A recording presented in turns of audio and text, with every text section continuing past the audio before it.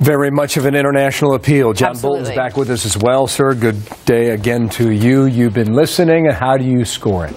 Well, I thought it was a stunningly abstract and ethereal speech, really touching on reality only occasionally, and nowhere was that better demonstrated than in the president's lengthy discussion of Islamic extremism. And I think that was the main news coming out of this. This is the longest treatment the president has ever given to the sources of terrorism, and I think there was a lot of very good analysis about the causes of it, and he did lay it out very clearly. But what was stunning was that, having laid out the problem, his recommendation was that the solution to Islamic extremism was negotiation and understanding and generational changes. We've heard from the president so many times about who's on the right or the wrong side of history.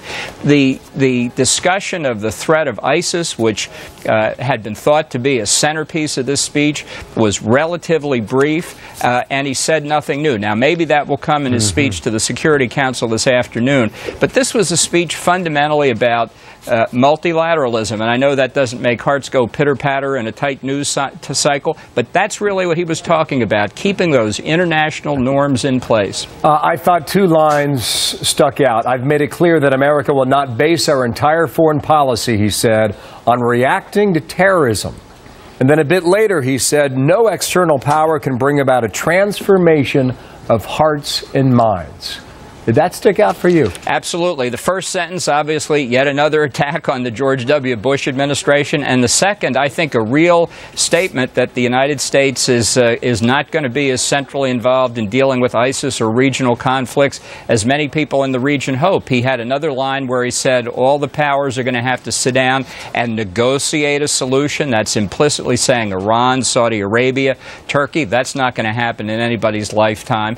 But the president did take the opportunity to slam Israel by saying that the situation in Gaza and the West Bank was not sustainable, implying more pressure on Israel to resolve those issues with the Palestinians. I'll just conclude with one line there toward the end. This is what America is prepared to do, he stated, taking action against immediate threats, which would suggest against ISIS and Khorasan there in Aleppo, Syria, while pursuing a world in which the need for such action is diminished. And repeatedly he came back for his call for the world to unite.